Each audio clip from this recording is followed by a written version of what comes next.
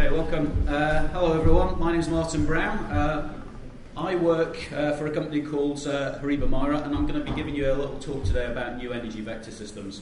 I work with electric vehicles all the time, and Paul's even scared me this morning as well. So hopefully my presentation won't scare you quite as much, but it'll probably still scare you a little bit, because I'll talk about some other stuff, not necessarily just electric vehicle systems and battery systems.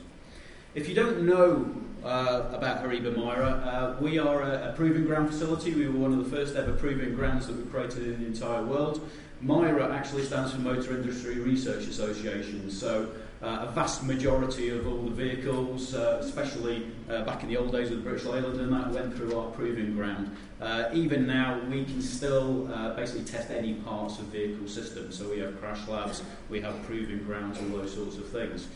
Because of that, we deal with electric vehicles from a very, very early stage. So if you don't know me, I've done a lot of work on, as Paul says, training. So we do a lot of work in the automotive field for training people to actually understand the dangers of battery systems. And the reason for that is because we design the vehicles. I helped design the original Tesla Roadster and things like that. But what we then do is we put them onto the proving grounds, we shake them to bits, we start to put them into climatic chambers, we cool them down, we heat them up, we try and corrode them, we shake them to bits, and ultimately we stick them into our crash lab and smash them up in that as well. So effectively what happens is we see a lot of the problems before it comes to you guys. So we've had the problems, we've had big fires because in the early days we didn't realise about the fact that, you know, if a car's sitting there for a couple of days, in the past we would have thought it was safe. Turns out it's not, and it goes up, 3 months down the line, or as you say, 8 months. It's quite scary. I've done a lot of work with the IMI, the Institute of the Motor Industry, for the development of the training packages that we do for electric vehicle systems. But what we do is, at Myra, we specialise in R&D, so the strange things, building prototype vehicle systems or battery packs and things like that. So here's a little video about Myra and what we do.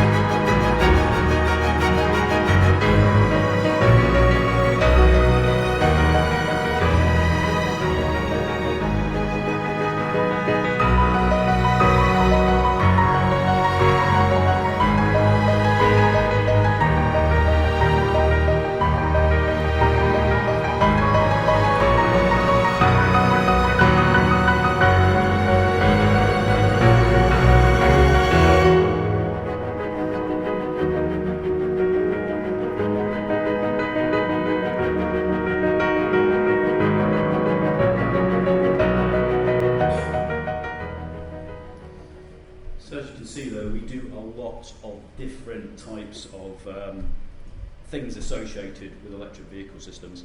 Now, obviously, the reason that we've been asked to come here today, as Paul was saying earlier, there has been a lot of issues associated with the transportation of vehicle systems So obviously Felicity Ace, as we know about, and as Paul was pointing out as well, yes, they are going to court against the Volkswagen Group, against Porsche at the minute as well, because it was perceived that it came from a Porsche Taycan. Again, as I say, we've also seen things like the Fremantle Highway, and you saw the pictures, as you saw, they are horrendous pictures of the vapor cloud explosion. But again, one of the problems that we do find is that when the information comes out, they do say it wasn't anything to do with an XEV because we didn't find that information or it wasn't here. The problem is, yes, that may be the case, but it then spread to other vehicle systems. The Luton car park fire, the Luton Airport car park fire, again, that was stressed. It was a diesel vehicle. It was a hybrid vehicle. It was a diesel hybrid vehicle. And in some of the shots, you can see a jet of flame coming out behind the left wheel arch. And funnily enough, the lithium battery for the hybrid system is directly behind the left wheel arch. And that jet of flame goes out, hits other cars, and again, there was lots of other electric vehicles and hybrid vehicles within that area. But again, basically what we say is no, it's got nothing to do with the EV, because we can't say it's something to do with an EV, as Paul says. EVs have a place, but we shouldn't also kind of push aside all the potential issues associated with them. Being an ethical engineer, we should also be highlighting the potential issues. Yes, they are different, but as long as we understand the issues, we can deal with it. But if we don't address the issues, then there will be a potential issue. So battery electric vehicles, if you don't know, battery electric vehicles have been around for a very, very long time. Myra itself, although we were created back in 1944, we're 75 years old, we can actually trace our heritage all the way back to the Cycling Engineering Institute. And the first ever electric vehicle was developed in 1845. The first true patent for an electric vehicle was 1845. The first patent for an internal combustion engine vehicle by Carl Daimler-Benz was around about 1852. So electric vehicles actually predate internal combustion engine vehicles by about 10 years. From 1890 up to 1912, this was actually considered the golden era of electric vehicles. 40% of all the vehicles in the entire world were electric vehicle systems at this point. 40% were steam powered, so it was only 20% were internal combustion engines. People liked electric vehicles because people's houses were being electrified at this point. They could charge their vehicles up at their houses, they could drive into the city centres, and they had public charging stations back then. Think of the old pictures that you used to see with the overhead wires for tram systems and things like that. All the villages and the towns and that were electrified. They were very quiet as well, so they didn't bother the horses on the road. The vehicle that you can see there is actually a vehicle designed by someone called Porsche. He designed this vehicle. Not only that, it's a four-wheel drive system, so this is the SUV version. You can see those big white things in the wheels. He decided as well that there was an issue with the lithium-ion batteries because they didn't have a very big capacity, so you couldn't drive these vehicles very far. So that block that you can see on top is actually a petrol generator. So he created the first ever true hybrid vehicle, a series hybrid vehicle. Nissan currently are selling the e-motor system, which apparently is unique, and it has this motor drive system. There it is, and that's 130 years old. It's the same system, effectively. However, after World War I, basically the oil became the big thing. The main reason was electric vehicles were expensive, and that's the main problem now. There's a lot of upfront cost because of the price of the motor systems and the batteries. So if you think of these as kind of like it's kind of like an inkjet printer, but you get a full lifetime's worth of ink with it. That's what you're paying for. After World War I, basically Henry Ford and that came up with the alternative inkjet printer, where you can buy a very, very cheap inkjet printer, but you've got to keep on paying for it. So with those ones, you've got to keep on paying for the petrol after that. So over the period of the vehicle, it probably costs about the same, but because it's cheaper up front, more poorer people can afford those types of vehicle systems. However, we did find that many of the vehicles for delivery, for material handling, forklift trucks and things like that, were still electrified systems. So I remember lots of milk floats going around when I was a kid. And one of the things Myra did right after World War II is we went across to Germany to assess their electrical vehicle infrastructure in relation to ours. Turns out they had more electric vehicles than us, but ours were technologically better. So Myra's 75 years old, and one of the first projects we did was an electric vehicle infrastructure project. However, towards the end of the last century, climate change reared its ugly head, and obviously that coincided with Toyota bringing out the first true production intent hybrid vehicle system. And now many manufacturers are stating that by 2030, it's moved a bit already, 2035 now, that they are going for electrified systems. But as I say, in the old days, you could see all these overhead wires that you used to have in city centres, and you can actually have public charging stations where you plug your car in. I mean, to be honest, is it any different from today? We've kind of just forgotten about this because internal combustion had become king. But if you put this woman forward in time and this woman back in time and told them to plug the car in, charge the vehicle up, they would kind of know what to do. They can even drive the vehicles because they're steering wheel, brake and a throttle on them. Okay, the performance is different and the battery chemistry is different, but the actual vehicles themselves are actually very, very similar. The same cannot be said about other items that we use around. If you showed somebody, an iPhone back then and a phone now, I hate it when you go on YouTube now and there's people don't even understand what a rotary dial phone is and things like that nowadays, or they don't even understand pushing buttons on the old mobile phones because they're trying to tap on the screens.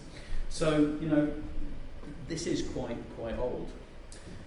There are lots of dangers associated with vehicle systems. So obviously, Paul's touched very importantly on the chemical aspects of the battery systems. From our point of view, when we're working around the vehicles as well, electrification is an issue for us in electrocution, especially if the vehicles are damaged or anything like that as well. And again, if they're damaged, that can then potentially lead on to other potential issues. For the testing that we do as well, EMF, whenever we have high voltages and high currents flowing through battery systems and through cable systems, they can create localized electromagnetic fields, which can damage other things. And we have dedicated EMC departments that make sure that the vehicles that go on the road aren't creating excessive amounts of electromagnetic fields. But that then brings us on to the issues associated with the fires. In an emergency, if we've got a vehicle in our facilities, that's a problem. In the old days, we did have systems that could actually deal with fires. As Paul was saying, over the 100 years that we've had the internal combustion engines, the equipment on firefighting engines are specifically designed for internal combustion engines. They've got flame systems, all this sorts of stuff. And they're very, very effective. They put the fires out almost immediately. Now we do have the problem that, yes, we have to encase the batteries. So when the fire crews arrive, the only thing that they can really do is dump water on it, basically. And we need to get that water inside in order to cool and stop those exothermic reactions inside. One of the firefighters came to us and says, yes, it's like us coming to your house and then just aiming the water jets at the brickwork on the outside and hoping by cooling the brickwork on the outside it's going to put the fire out inside the building. We need to be able to come up with a method whereby it actually kind of works and will actually cool the batteries down. About 10 years ago we did go to the government and we kind of said, before vehicles take off in the country, you need to standardise battery packs. So, that would have been beneficial. It would have made things like recycling batteries better. So when they do deplete and they need to go into UPS systems and things like that, they're a direct replacement. They can just be connected directly in. But we can also think about other things to do with how we're going to put the fires out. Do we put ports in that we can dump water in? Do we have a frangible port that we punch into that we can then deluge water inside? All these things. Plus, as well, as Paul was saying as well, the battery management systems and things as well. Again, we were asking, can we just have standardised information that can come out from the ODB port that will give us safety critical information? We don't need an awful lot. It might just be voltage, the state of charge of the battery, and also the battery health as well. You know, if you go into your iPhone, go down to battery and battery health, it'll actually tell you, oh, your battery is now 93% of what it used to be. So again, we would like to see that information, and also the temperature of the battery system and that as well, so that it can be monitored. But unfortunately, the government didn't want to know about that, and we're now in a situation where we do have lots of different types of battery systems. And even now, in many cases, because of the way that we build the batteries, we epoxy everything in, we stick it all together, and they're very, very difficult to actually recycle. In many cases, recycling is basically putting them into a big grinder, grinding them up into what's known as grey mass. We then leach out the chemicals through hydrometallurgical processes, and then we burn what's left, so pyro stuff. And what we get out is still quite raw and dirty material, and we have to refine it again and push it through. So there are issues there. And again, as I say, once we have a fire, it's difficult to stop because basically every single side of the fire triangle is supported by the other sides. And we have this potential issue with chemical contamination afterwards.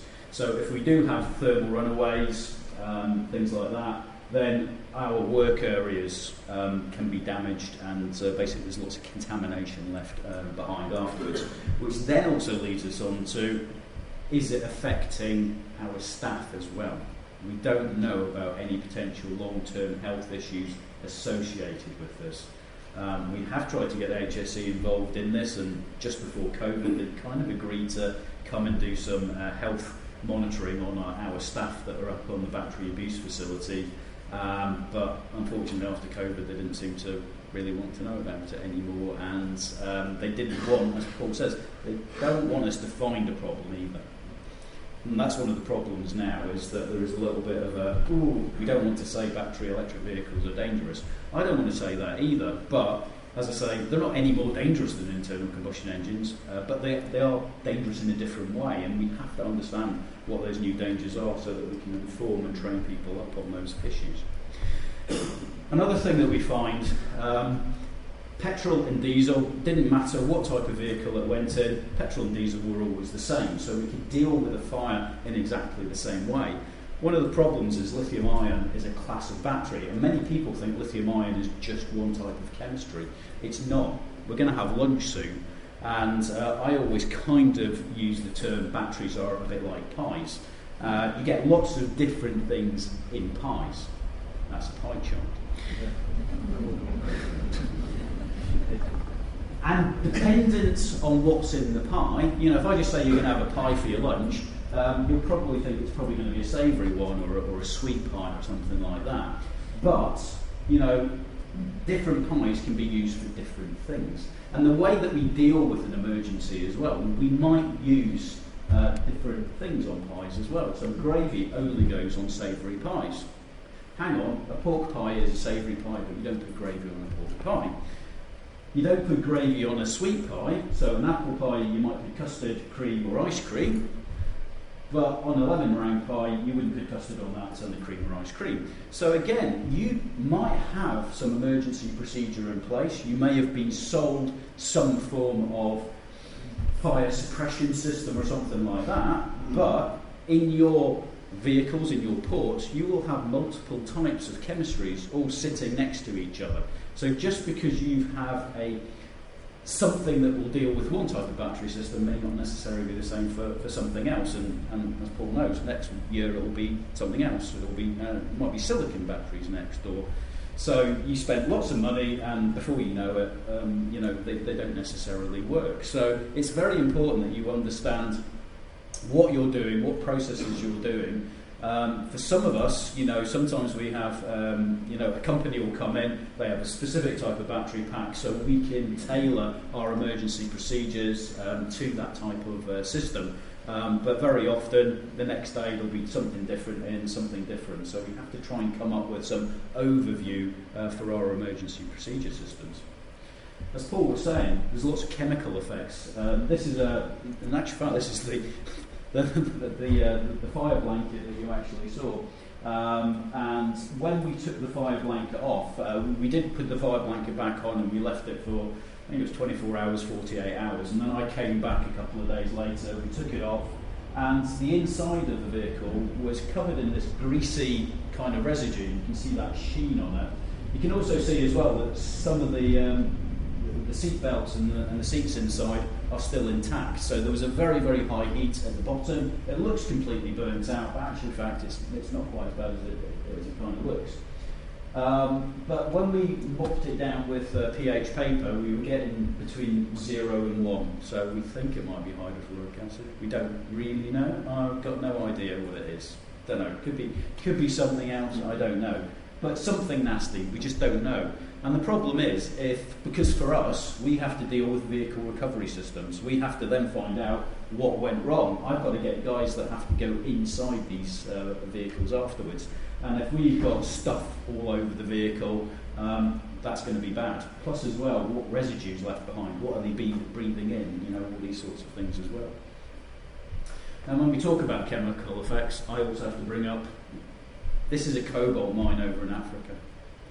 So we need natural resources, and people kind of forget about this side of things as well.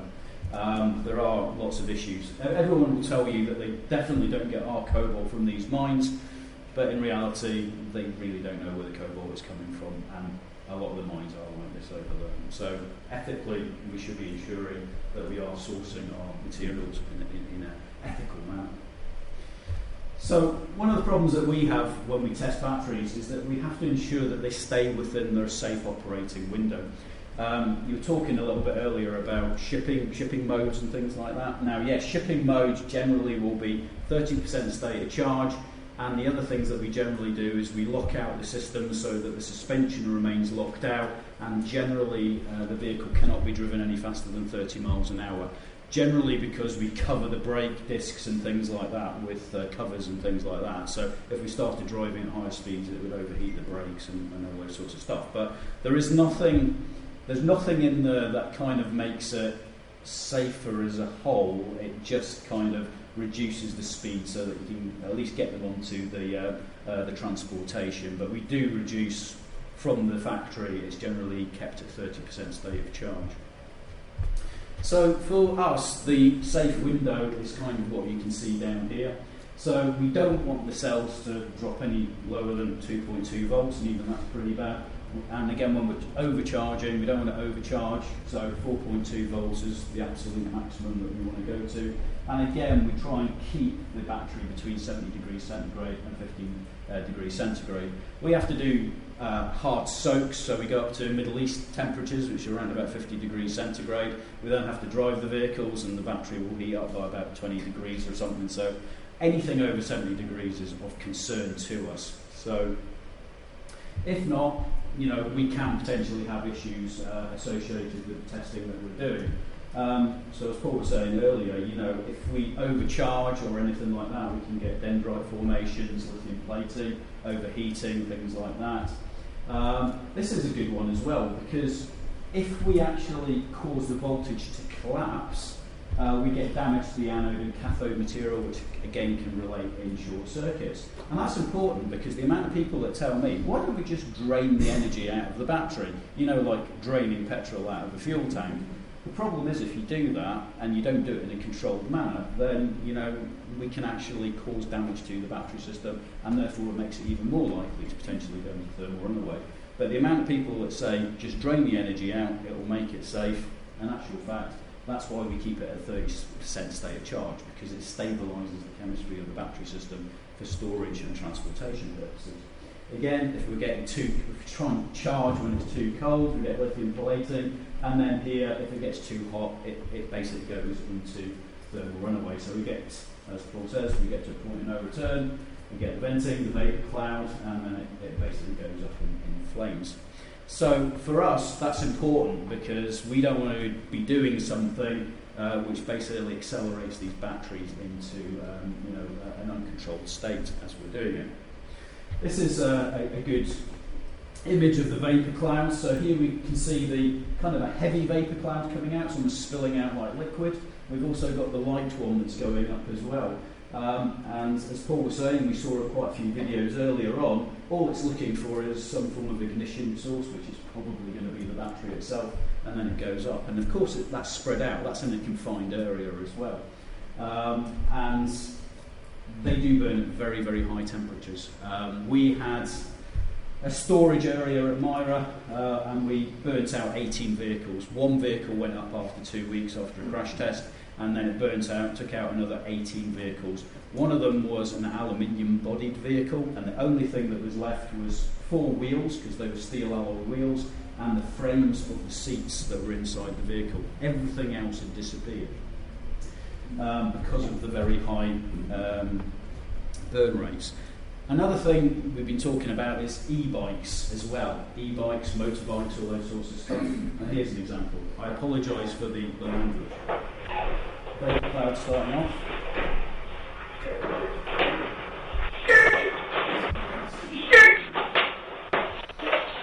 And this is happening a lot. We do a lot of e-bike stuff and things. And it's how quickly it goes. You've got an idea there? It's got some water in it.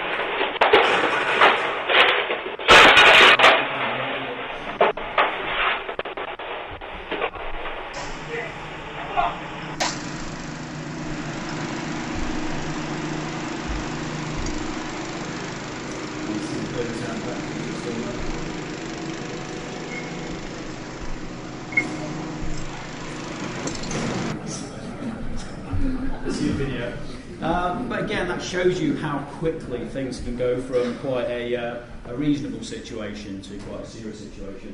And the other one that's an issue for us, and you actually included this video in your thing, was the explosion inside.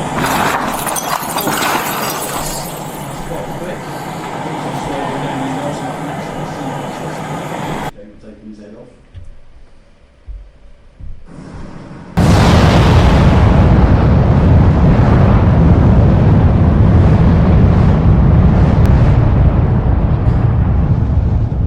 An issue for us because we do have vehicles inside garages and workshops and all those sorts of stuff, and you're right, we do lots of work to try and stop thermal runaway. The problem is it stops the fire, but it doesn't stop the initial gas vapours coming out.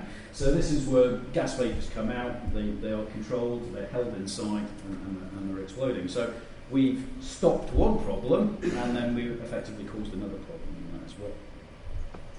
So delayed ignition, which was talked about as well, this is another issue, especially for damaged vehicles.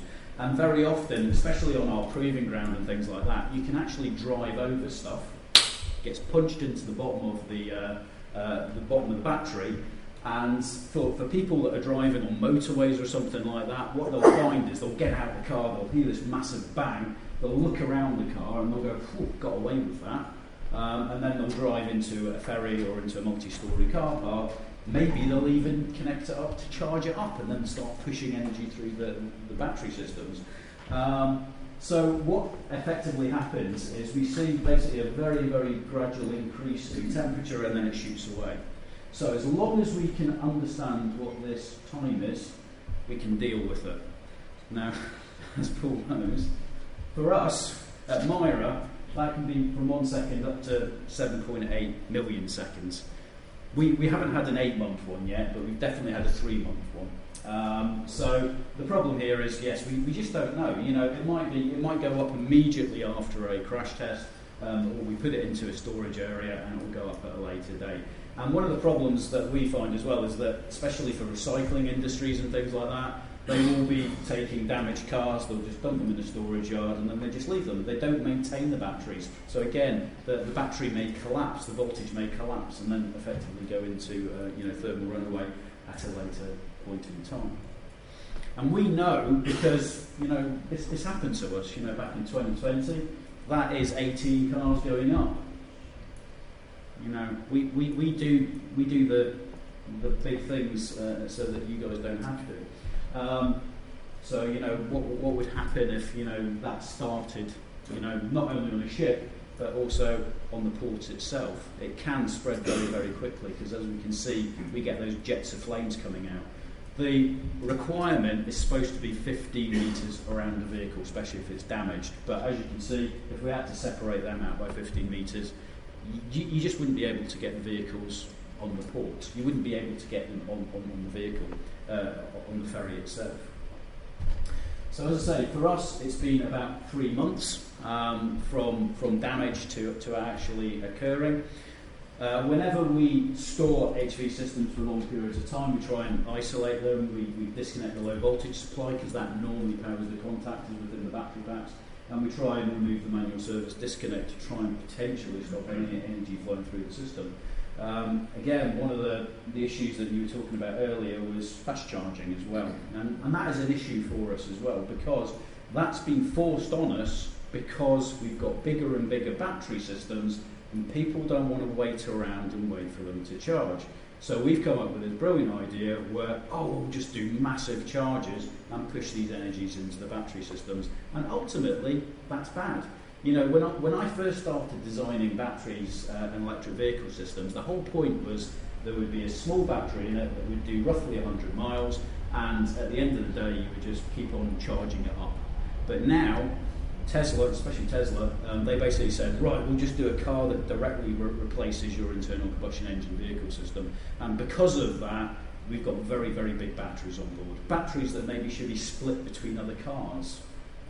If we had standardised battery packs as well, you could go down to Halfords and get a new one or something like that if you wanted to. We could also have swap-over systems and things like that, but we can't do that now because every single manufacturer has slightly different battery designs and things like that as well.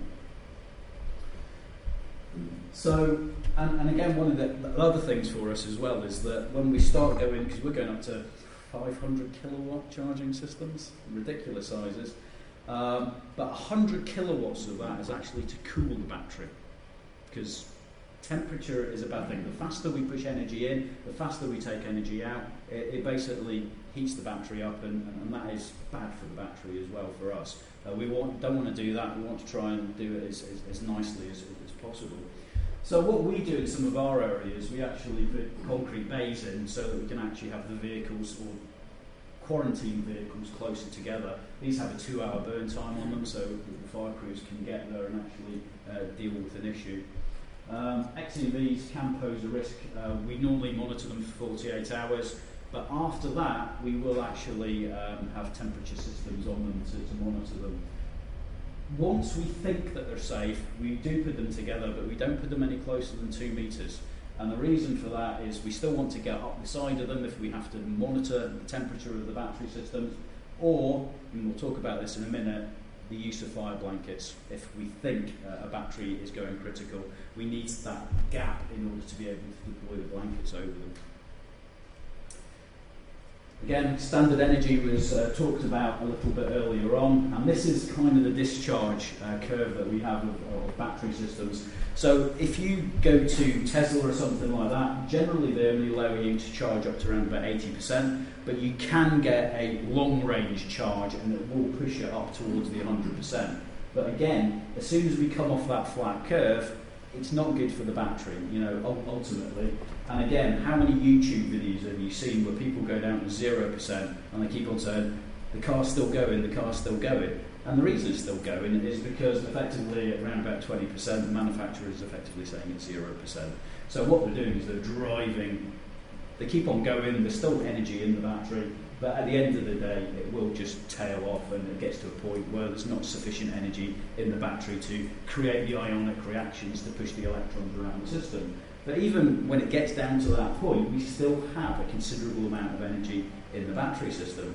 And over a period of time, we kind of think that as a full battery and that's an empty battery, but in reality, that's a full battery and that's an empty battery. So, what will potentially happen over time is if the battery does collapse or we have an issue or it's damaged or anything like that, even if there's 0% of energy of state of charge in the battery, there is still energy in there that can potentially cause us an issue.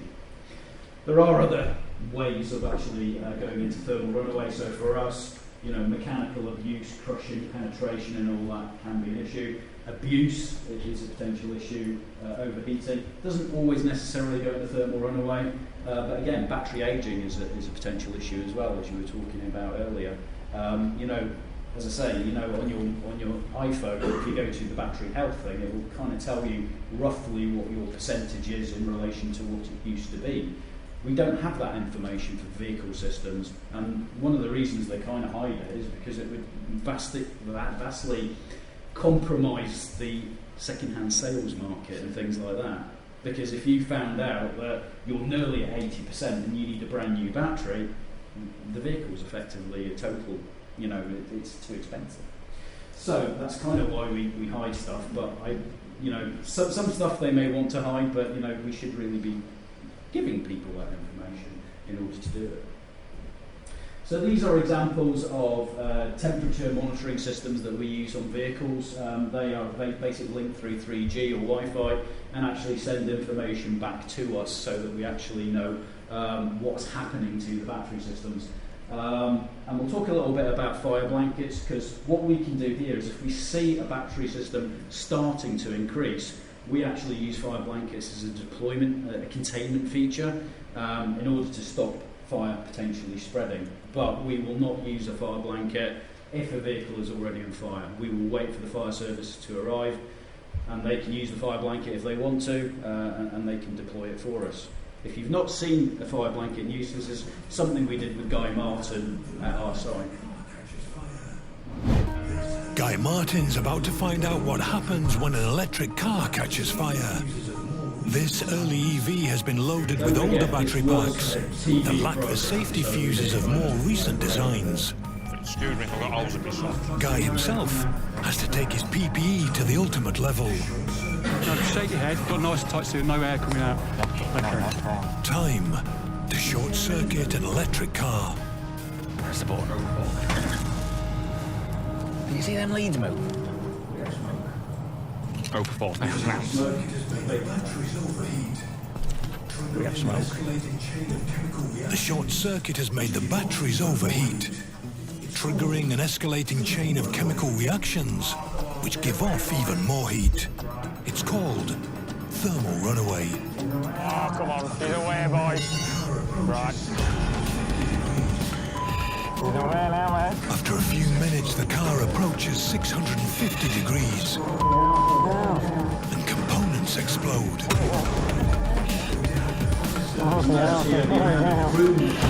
Guy, here on the right, is going to help the fire service test a new method of extinguishing car fires with a giant blanket.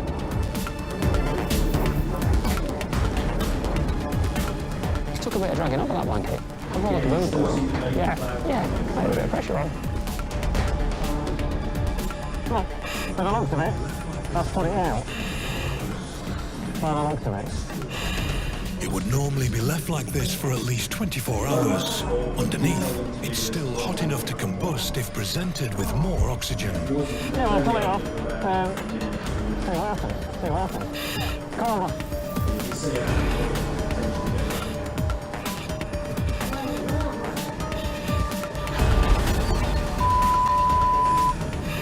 Way it goes, mate. This time, Guy gets to experience the conventional way of putting out a car fire.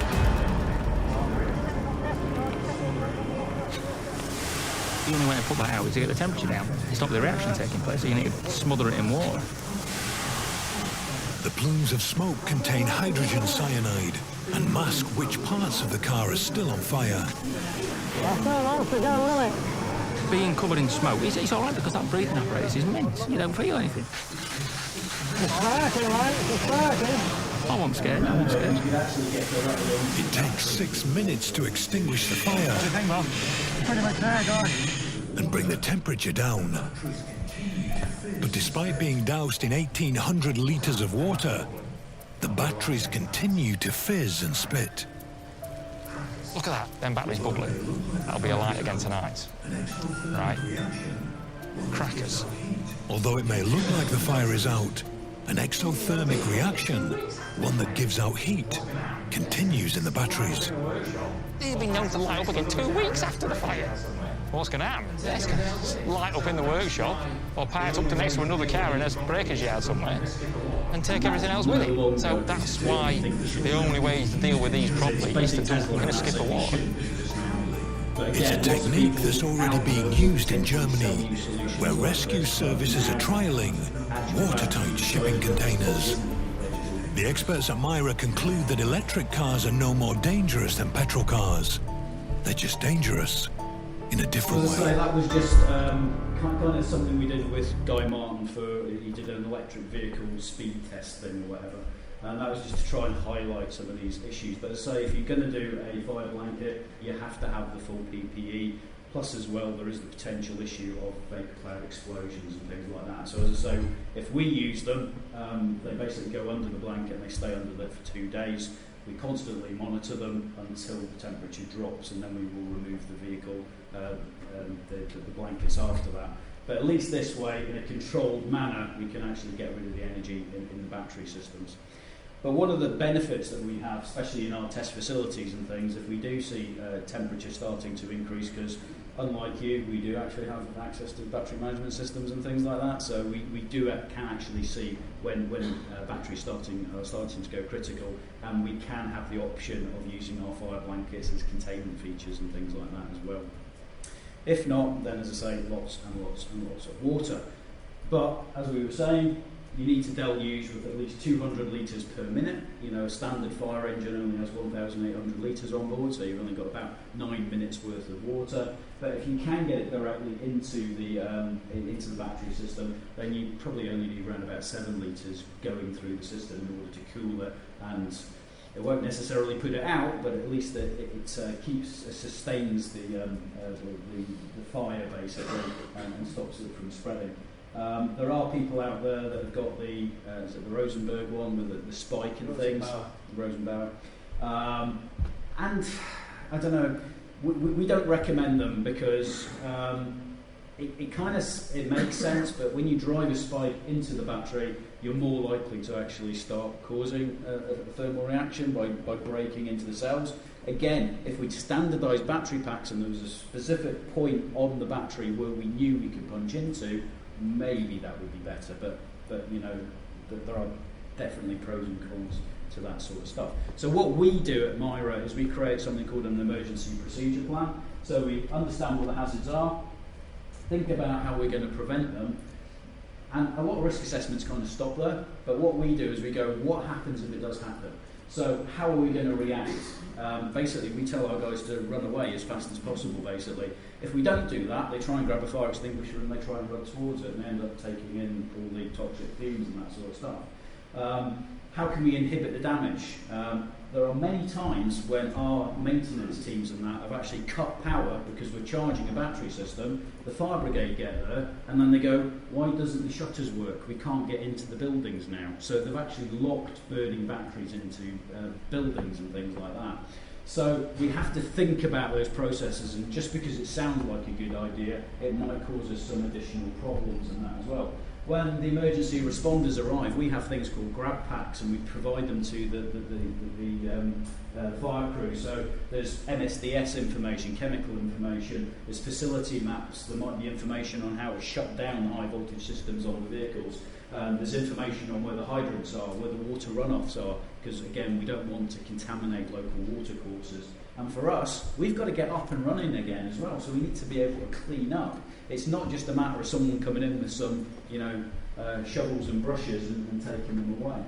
So again, if you can do this, you get this emergency procedure progression. Once you know what's going on, you can actually start to run drills, very much like your fire drills, so that you can come up with a better way of doing things. But we do need more research into how we can do things, how we can inhibit damage. Is there something out there that might be better at extinguishing these fires? I'm now going to quickly talk about hydrogen. So that's the next thing, is we now have both combustion vehicles coming out, and there are a number of hydrogen fuel cell vehicles. So we've got the battery on board, and we've also now got hydrogen as well. Electric vehicles are old. We're sending you back to the future!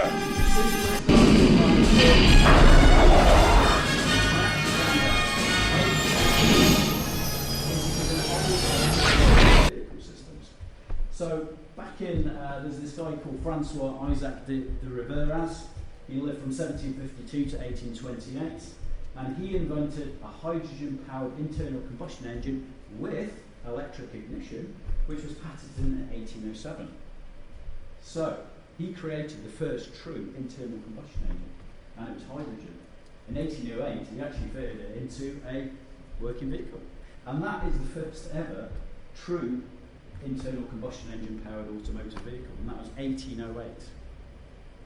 So that was the first true internal combustion engine vehicle. There's even put a spoiler on the back of it as well. Look at that, nice. He then took it out that night, went up and down the high streets, got nicked by the police, and ended up in jail. That's not true, though. I like to think it is, though. So every time we look at these technologies, they seem to go back further and further in time. Why has there been a rise in hydrogen?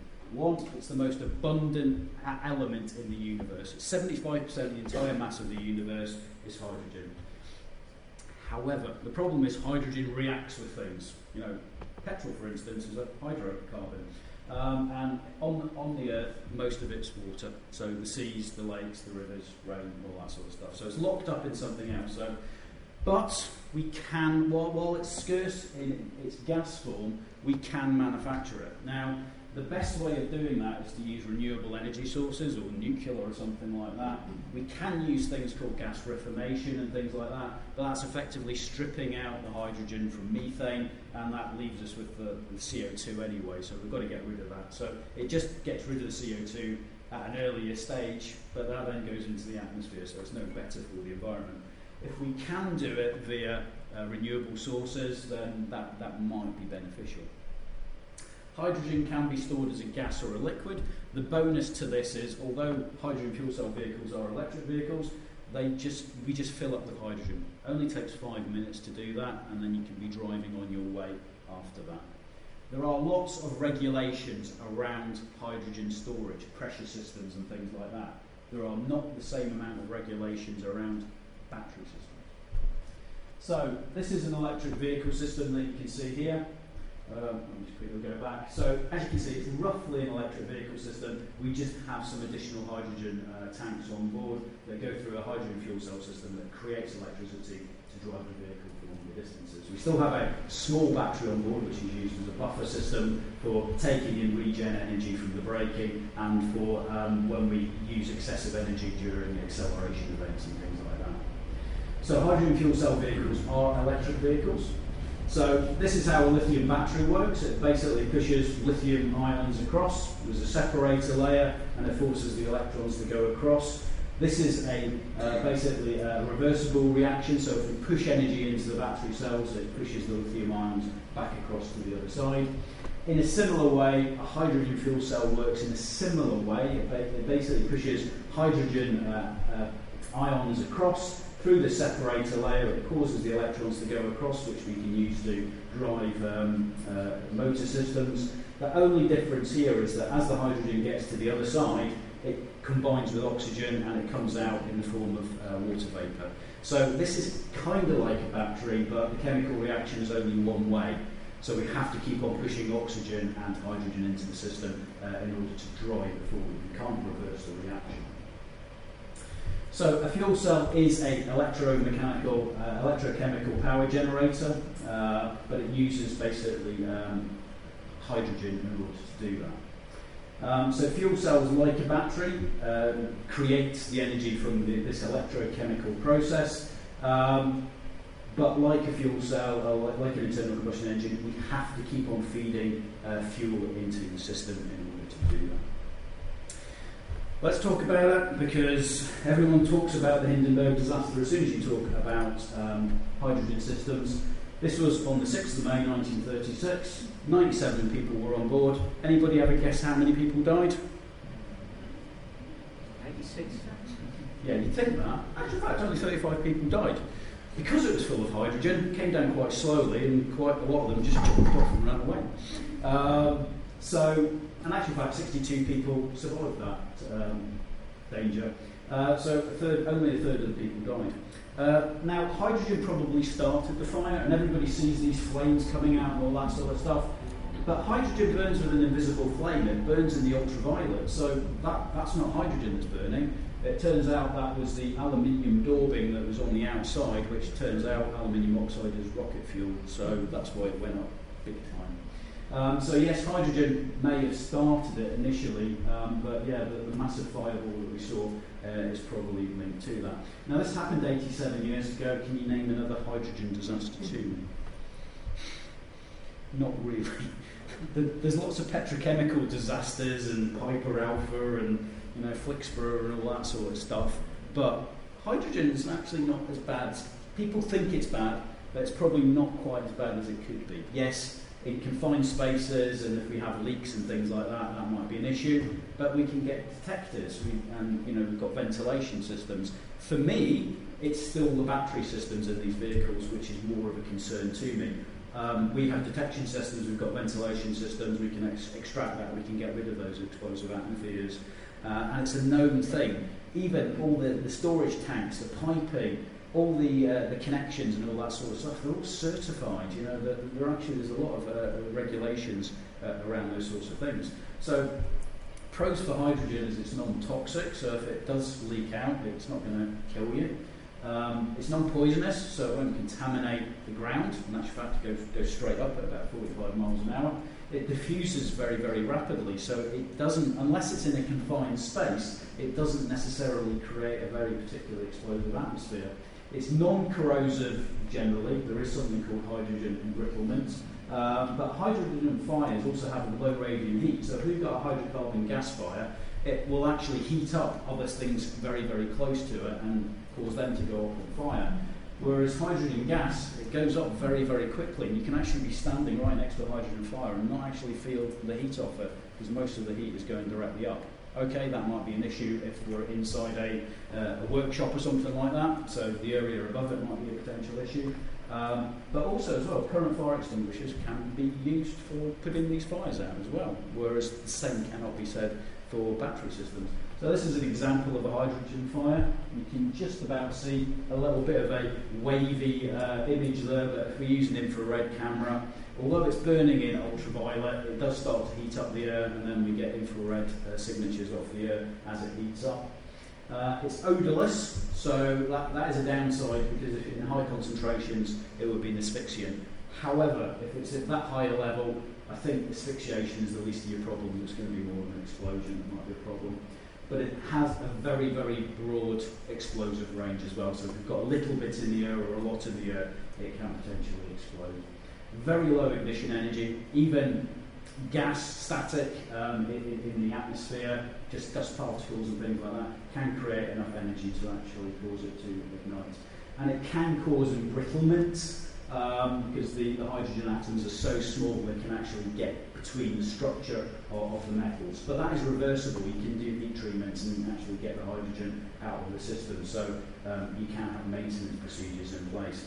To be honest, the biggest downside to hydrogen is the pressures that we store it at. So at the minute we're looking at 350 to 700 bar, which is 5,000 to 10,000 psi. However, all the storage tanks and things like that are all basically designed in order to not be affected in the effect of a crash scenario. So, lastly, the best thing about electric vehicles is they can generally be fixed by switching them off and on again. Nah, just kidding. There are lots of issues associated with vehicles. They appear to be better, but as I said, we have 8,000, 10,000 cells in these battery packs, and if one of them starts to go up, it can cause a cascade reaction, or as you say, it can go out, and then we've got a problem 2 weeks down the line. And the problem as well is, as we go towards fast charging as well, it's the weak cells in the battery pack that take the energy in quicker and potentially go up to a critical state faster than the other ones. So the ones that are more likely to go up are the first ones that go over charge. We also do a lot of cyber security and cyber resilience, and unfortunately we know that we can just put one code of malicious code into the charging system, which is, instead of turn off when you see a high voltage, just do nothing. And with all nowadays, software is updated, remotely. I got in my car the other day and said the software had been updated. And unfortunately, if we manage to do that, and there's a nefarious government out there that can put that malicious code in, every single type of that vehicle that had updated software would potentially go up on fire that night. So we're doing a lot of work in that area as well in order to try and mitigate those problems as well. Thank you.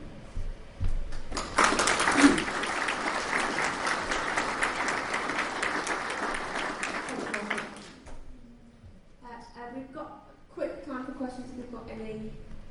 If not, I'm just going to ask one, Martin. Yep. You talked a bit about your criminal governments to standardise batteries and things like that, and that hasn't happened. Yeah. Is there anything that as the automotive and research industry, you're still calling for that we as a maritime industry can throw our weight behind? Yeah, I think somebody said it earlier. They're talking about what is the fingerprint chemicals that come off these battery systems. I'd still like to think, and with the stuff that Paul does, is maybe somewhere there is this key signature that's telling us that the battery system is potentially going into a critical state. What we're finding, and what many manufacturers sometimes will do, is they